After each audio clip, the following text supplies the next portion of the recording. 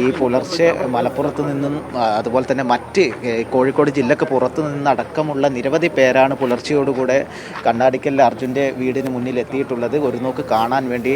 കണ്ണാടിക്കൽക്കാരുടെ മാത്രം പ്രിയപ്പെട്ടവനല്ല, കേരളത്തിൻ്റെ ഒന്നാകെ പ്രിയപ്പെട്ടവനായി അർജുൻ മാറി എന്നതിൽ സംശയമില്ല. അത് കഴിഞ്ഞ അർജുനെ കാണാതായത് അന്ന് മുതൽ വലിയ രീതിയിലുള്ള ഒരു കേരളം ഒന്നാകെ അർജുന് വേണ്ടിയുള്ള പ്രവർത്തനങ്ങൾ ഏകോപിപ്പിച്ചിരുന്നു. എന്നാൽ ഇന്നിപ്പോൾ വലിയൊരു ജനക്കൂട്ടം തന്നെ ഇവിടെ എത്തിയിട്ടുണ്ട്. അതിൻ്റെ ഭാഗമായിട്ട് വലിയൊരു ക്രമീകരണങ്ങളും സംസ്കാര ചടങ്ങുകളുടെ ഇപ്പോൾ ഇവിടെ വീട്ടിൽ പുരോഗമിച്ചു കൊണ്ടിരിക്കുകയാണ്. തീർച്ചയായും സച്ചിൻ, അതായത് അർജുൻ എന്നത് വീടിന് മാത്രം പ്രിയപ്പെട്ടവനല്ലായിരുന്നു, നാടിനാകെ പ്രിയപ്പെട്ടവൻ കൂടിയായിരുന്നു. കാരണം കേരളം അവനെ ഒരുപക്ഷെ പരിചയപ്പെടുന്നത് ജൂലൈ 16 ആ അപകടത്തിന് ശേഷമായിരിക്കാം. പക്ഷേ ആ നാടിനവൻ പ്രിയപ്പെട്ടവനായിരുന്നു. അവൻ്റെ പൊതുപ്രവർത്തനം അടക്കം അത് DYFI സൂചിപ്പിച്ചതാണ്. DYFI നേതാവ് കൂടി ഇപ്പോൾ നമ്മെ ഓർമ്മപ്പെടുത്തിയതാണ്. കാരണം അങ്ങനെ ഉള്ളവനായിരുന്നു അർജുൻ. അപ്പോൾ നാടിനാകെ പ്രിയപ്പെട്ടവൻ. മാത്രമല്ല, വീട് പെയിൻറ്റ് ചെയ്യാൻ താൻ തന്നെ ചെയ്യാമെന്ന് അച്ഛനോട് പറയുകയും തിരിച്ചു പോവുകയും ഒക്കെ ചെയ്തു. അപ്പോൾ ഒരു ചാൺ വയറിന് വേണ്ടി ഉള്ള അവൻ്റെ അധ്വാനം, മാത്രമല്ല നാടിനോടുള്ള പൊതുപ്രവർത്തനം, ഇതൊക്കെയാണ് ആ ജനതയെ ഇത്ര കണ്ട് വികാരനിർഭരമാക്കുന്നത്, അല്ലേ സച്ചിൻ?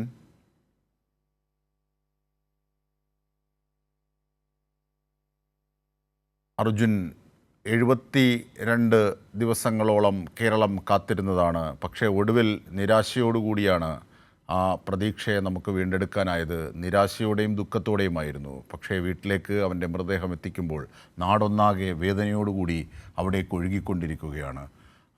ജലത്തിനടിയിൽ പോയ ജലം കൊണ്ട് മുറിവേറ്റവന് ആദരാഞ്ജലി അർപ്പിച്ച് നാട് അവിടേക്ക് ഒഴുകിക്കൊണ്ടിരിക്കുന്നു. എന്തായിരുന്നാലും സച്ചിൻ കൂടി അവിടെ വന്ന് ചേരുന്നു. സച്ചിൻ, ഈ 72 ദിവസം ജൂലൈ 16 കേരളത്തിന് ഒരുപക്ഷെ അർജുനെ പരിചയപ്പെടുന്നത്. പക്ഷേ ആ നാടിന് അർജുൻ വളരെ പ്രിയപ്പെട്ടവനായിരുന്നു. കാരണം പൊതുപ്രവർത്തനത്തിലടക്കം വളരെ സജീവമായിരുന്നു അർജുൻ എന്ന്. അത് DYFI സാക്ഷ്യം പറയുകയും ഓർമ്മിപ്പിക്കുകയും ഒക്കെ ചെയ്യുന്നു ഈ ഘട്ടത്തിൽ. സച്ചിൻ,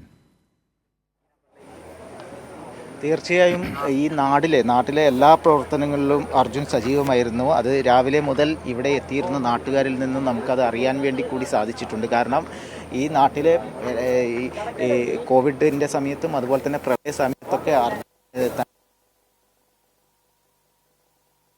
ചെയ്തിരുന്നത് ഈ നാട്ടിലെ ഓരോ വീട്ടിലെയും ഒരു വീട്ടുകാരനായി അർജുൻ മാറിയിരുന്നു എന്നാണ് നമുക്ക് ഇവിടുന്ന് വ്യക്തമായിട്ടുള്ളൊരു കാര്യം. അതിൻ്റെ ഒരു നേർസാക്ഷ്യം കൂടിയാണ് ഇപ്പോൾ ഇവിടെ എത്തിയിട്ടുള്ള ഒരു വലിയ ജനപ്രവാഹം. രാവിലെ പുലർച്ചെ മുതൽ തന്നെ ആളുകൾ ഈ വീടിൻ്റെ പരിസരത്തും അതുപോലെ തന്നെ കണ്ണാടിക്കൽ ടൗണിലും ഈ കക്കോടി ഭാഗത്തൊക്കെ നിരവധി ആളുകൾ എത്തിയിരുന്നു. കാരണം ഇന്നലെ വൈകിട്ടോടുകൂടിയാണ് കർണാടകയിൽ നിന്നും അർജുൻ്റെ മൃതദേഹം വഹിച്ചുള്ള ആംബുലൻസ് പുറപ്പെട്ടത്. കർണാടകയിൽ നിന്നുള്ള പോലീസിൻ്റെ അകമ്പടിയോടുകൂടെ കർണാടകയിൽ കാർവാർ MLA സതീഷ് അടക്കമുള്ള ആളുകൾ, ഈശ്വർ മാൽപേ അടക്കമുള്ള ആളുകൾ ഈ ആംബുലൻസിനൊപ്പം ഉണ്ടായിരുന്നു. ഈ കാർവാർ MLA സതീഷ് കുമാർ നമ്മളോട് നേരത്തെ പങ്കുവച്ചത് അവിടെ ഇനിയുള്ള തിരച്ചിലടക്കം തുടരും എന്ന് തന്നെയാണ് വ്യക്തമായിട്ടുള്ളത്. കാരണം കേരളത്തിൻ്റെ ഒരു ശക്തമായ സമ്മർദ്ദം ആദ്യഘട്ടത്തിൽ ഉണ്ടായതിൻ്റെ ഭാഗമായിട്ടാണ് തിരച്ചിൽ അവിടെ ആരംഭിച്ചത്. ആദ്യം ഒരു നിസ്സഹായ മനോഭാവം കർണാടക സർക്കാരിൻ്റെ ഭാഗത്തു നിന്ന് ഉണ്ടായിട്ടുണ്ടെങ്കിലും പിന്നീട് കേരള സർക്കാരിൻ്റെയും അതുപോലെ തന്നെ നമ്മളടക്കമുള്ള മാധ്യമങ്ങളുടെയും നിരന്തരം സമ്മർദ്ദത്തിൻ്റെ ഫലമായിട്ടായിരുന്നു അവിടെ തിരച്ചിൽ ശക്തിപ്പെട്ടത്. അതിൽ കേരള സർക്കാരിനെയും അതുപോലെ തന്നെ കേരളത്തിൻ്റെ മുഖ്യമന്ത്രി പിണറായി വിജയനെ അടക്കം ഈ പ്രശംസിക്കുന്ന ഒരു ഇതും MLAയുടെ ഭാഗത്തു നിന്നുണ്ടായി. കൃത്യമായ ഇടപെടൽ കേരള സർക്കാരിൻ്റെ ഭാഗത്തു നിന്നുണ്ടായിട്ടുണ്ട്. കേരളത്തിൻ്റെ മന്ത്രിമാരടക്കമുള്ള ആളുകൾ ഷിരൂരിൽ ഈ തിരച്ചിലിൻ്റെ ഭാഗമായി എത്തിയിരുന്നു. മന്ത്രി PA മുഹമ്മദ് റിയാസ്, AK ശശീന്ദ്രൻ അടക്കമുള്ള ആളുകൾ അവിടെ എത്തിയിരുന്നു. അതുപോലെ തന്നെ കേരളത്തിൻ്റെ MLAമാരായിട്ടുള്ള സച്ചിൻ ദേവ്, ലിൻഡോ ജോസഫ്, AK അഷറഫ് അടക്കമുള്ള ആളുകളും അവിടെ തിരച്ചിലിൻ്റെ ഭാഗമായിട്ട് ഷിരൂരിൽ ഇടയ്ക്കിടെ എത്തി നേരിട്ട് പ്രവർത്തനങ്ങൾ വിലയിരുത്തിയിരുന്നു. ശക്തമായ ഒരു സമ്മർദ്ദം കേരള സർക്കാരിൻ്റെ ഭാഗത്ത് നിന്ന് കേരളത്തിൻ്റെ സ്വന്തം പ്രിയപ്പെട്ടവനായ അർജുന് വേണ്ടി ഉണ്ടായിരുന്നു. പക്ഷേ 72 ദിവസത്തെ തെരച്ചിലിനൊടുവിലാണ് ഈ അർജുൻ്റെ ലോറിയും അതുപോലെ തന്നെ അതിനുള്ളിൽ നിന്ന് അർജുൻ്റെ മൃതദേഹഭാഗങ്ങളും കണ്ടെടുക്കാൻ വേണ്ടി സാധിച്ചത്. ഏറെ ദുഃഖകരമായ ഒരു സ്ഥിതി തന്നെയായിരുന്നു. കാരണം ലോറി ഉടമ മനാഫായാലും അർജുനെ തിരിച്ചു കൊണ്ടുവരും എന്നൊരു ദൃഢപ്രതിജ്ഞയോട് കൂടിയായിരുന്നു ഈ കണ്ണാടിക്കലിലെ അവൻ്റെ അച്ഛനും അമ്മയും അർജുൻ്റെ അച്ഛനും അമ്മയോട് ഉറപ്പ് നൽകിയിരുന്നു, ഭാര്യയോടടക്കം ഉറപ്പ് നൽകിയിരുന്നു. എന്നാൽ ഏറെ നിസ്സഹായമായ ഒരു അവസ്ഥയിലാണ് അർജുൻ. അന്ന് 75 ദിവസത്തോളമായി ഈ കണ്ണാടിക്കൽ ഗ്രാമത്തിൽ നിന്നും അർജുൻ ജോലിക്കായി പോയിട്ട് തിരിച്ചു വന്നത് ഇത്തരത്തിലൊരു വലിയ ഒരു വെള്ളത്തിലാണ് എന്നൊരു സ്ഥിതിയുമുണ്ട്. വലിയൊരു ജനപ്രവാഹം തന്നെ ഇന്ന് പുലർച്ചെ മുതൽ ഈ കണ്ണാടിക്കൽ പ്രദേശത്ത് സംസ്ഥാനത്തിൻ്റെ വിവിധ ഭാഗങ്ങളിൽ നിന്നും എത്തിയിരുന്നു. അവരൊക്കെ അർജുനെ ഒരു നോക്ക് കാണാൻ വേണ്ടിയായിരുന്നു. നിരവധി ആളുകൾ പറഞ്ഞത്, ഞങ്ങൾക്ക് അർജുനെ നേരിട്ട് പരിചയമില്ല, അർജുനെ ഈ മാധ്യമങ്ങളിൽ ഭാഗമായിട്ടാണ് ഞങ്ങൾ എത്തിയത്.